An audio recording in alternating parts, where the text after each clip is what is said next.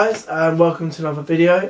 Today I'll be reviewing Crystal Palace, 11th in the Premier League, also on 39 points.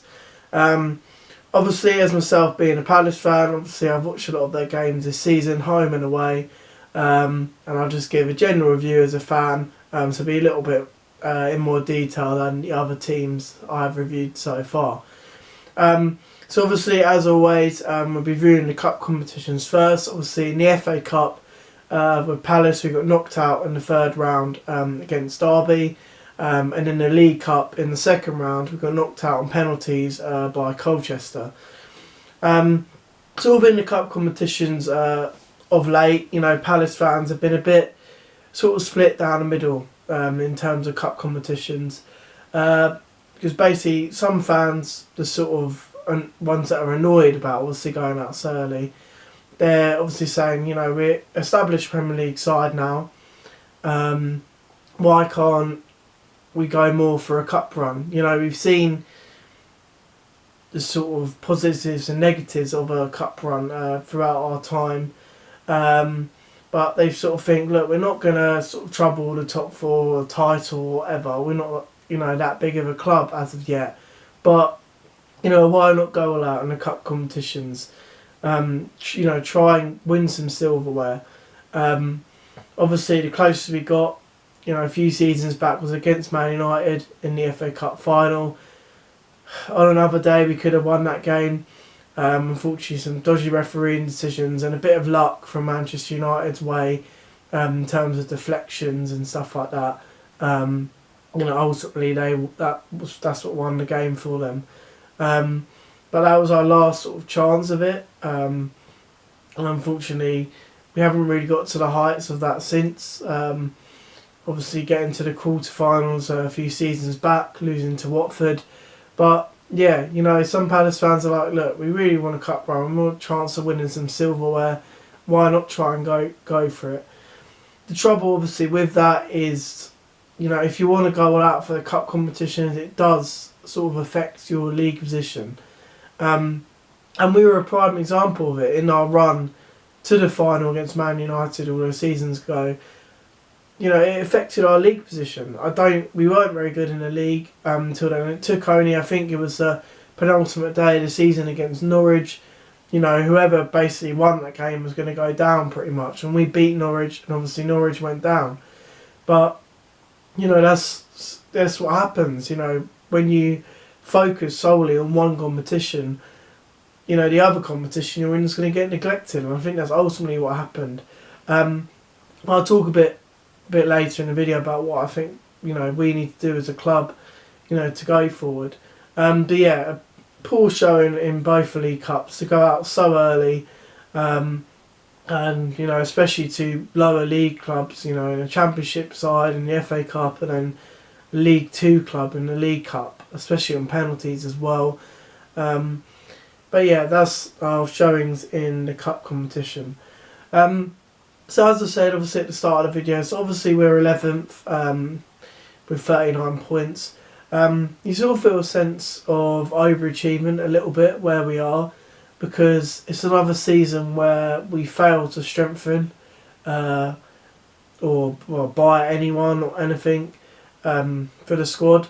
And obviously we got the second oldest or oldest squad in the Premier League. So, you look at our squad on paper and a lot of people say, yeah, it's solid, which I agree with. And it's just a bog standard Premier League side, which maybe it is. But, you look at all the players that we, been linked with, look at sort of some of the players maybe we could be going for. And, there is potential in the squad, or for us to push up the positions in the league.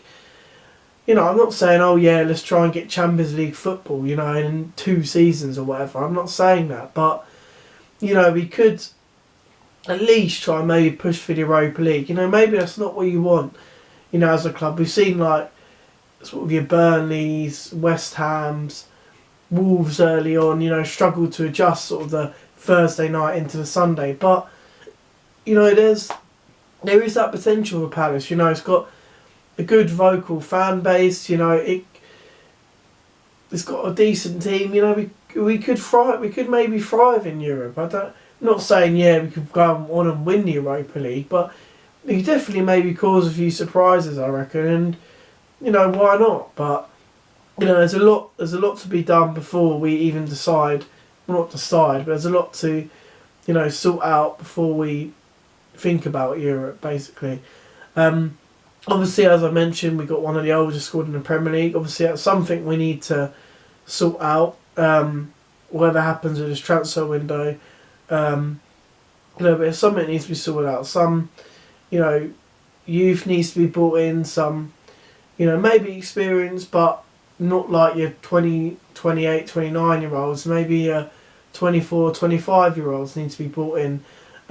Some of the deadwood needs to be shifted out of the club, free up the wages, get some more money in. And yeah, definitely an overhaul of the squad. You know, players that potentially, or players that aren't playing so much, just need to be get rid of. Unfortunately, as much as I like the guy, Max Meyer, I think he's gonna go. You know, everyone raved about him when he first came in, and I thought myself he was a very good signing. But unfortunately, it hasn't worked out for him. I just don't think, unfortunately, he fits the way we play. We're not sort of a ball playing side. As much as I would like us to be a ball playing side, unfortunately, we're not. We're more of a counter attacking side, and sometimes we're sort of a long ball side as well. And unfortunately, a player like Max Meyer doesn't fit into our squad. So I think, unfortunately, you know, he's going to go. You know, he has put in some good performances for us. But mainly off the bench, unfortunately. But yeah, I can see him going. Benteke as well, you know, he's on big wages, not really justifying them. I think it's time for him to go.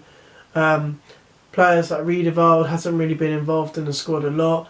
Obviously, when he has come in, he has done a job, but you know, I think it's really time for him to go. So maybe those three. See what the older players want to do. I really do think we need to get sort of a faster centre back pairing. Even though Tompkins and Kelly, or Dan and Kelly, or whatever, have been very solid this season, they're all in their 30s. And although it's not old, it's in sort of the footballing terms is in your sort of prime, you know, as they would say. And you know, we sort of need some youth in there, bit more pace in the back, really. Obviously, there's a situation with Zaha. You know, is he going to stay another season, or is this season his final season? Obviously, Zaha, what you know, he was speaking about, you know, his Champions League ambitions, you know, and stuff like that. And obviously, there was supposedly an agreement between him and Parish that he won't stand in his way if Zaha decides to go. Obviously, he was close to going. I don't think he was as close to joining Everton as everyone makes out, but I think he really did want to join Arsenal. And unfortunately, Palace, I think because we didn't have a replacement, because you know, when a player of that quality leaves you, you know, you want a replacement brought in. And I think because we didn't have a replacement, you know, we didn't let him go. And I think, yeah, it did annoy Zaha a bit. And, you know, of course it would, but obviously Arsenal, you know, aren't in the Champions League at the moment. But, you know, obviously Zaha wanted to help them get back in the Champions League. Obviously, supposedly supporting Arsenal, you know, as a boy. But yeah, we'll see what happens. But yeah, hopefully behind the scenes, Parish and all the sort of board of Palace are working to, you know, get the replacement in for Zaha. So if he does go, we've got a replacement in.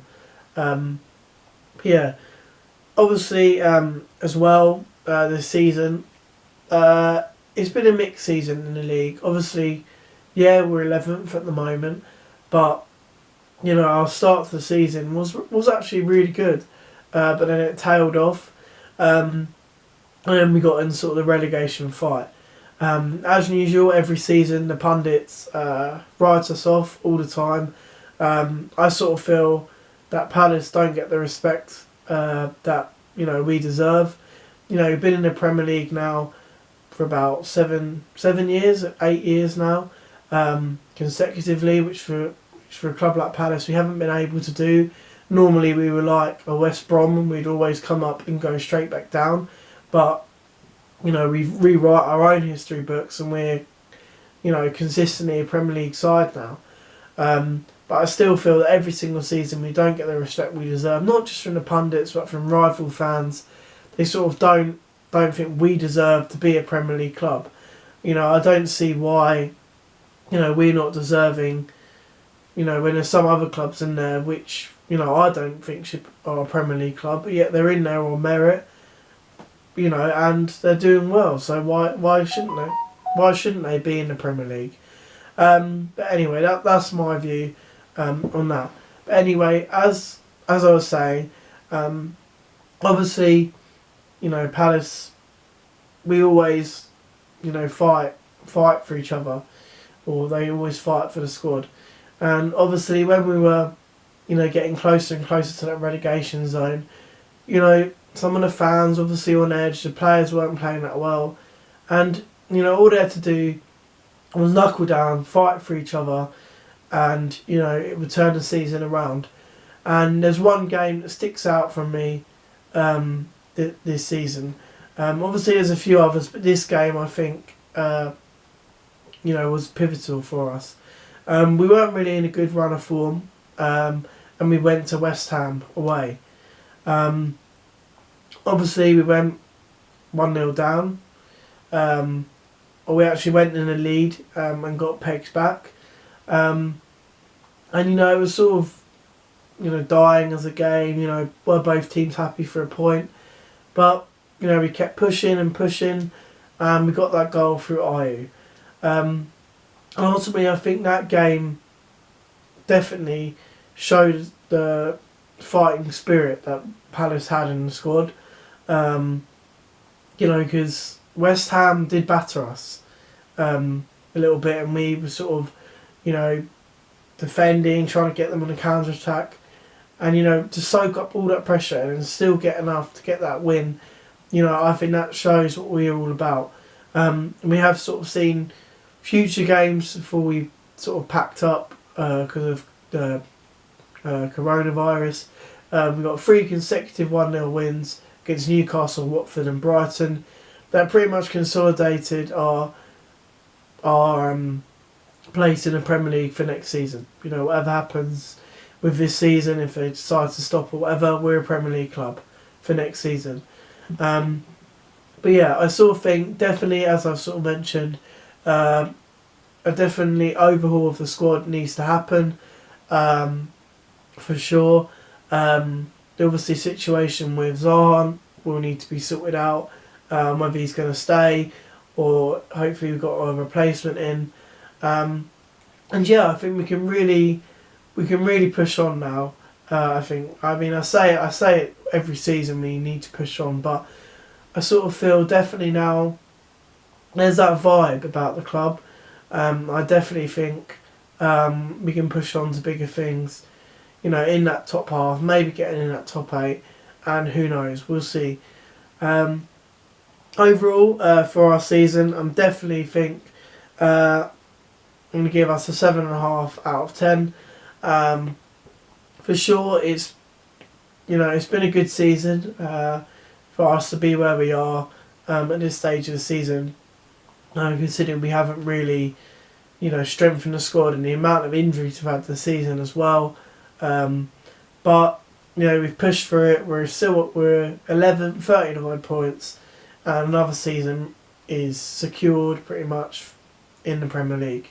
Obviously, the only negative sort of for this season is the cup competitions for me, and obviously at times this season where we've had a chance of being in a better position and we sort of put in a poor performance.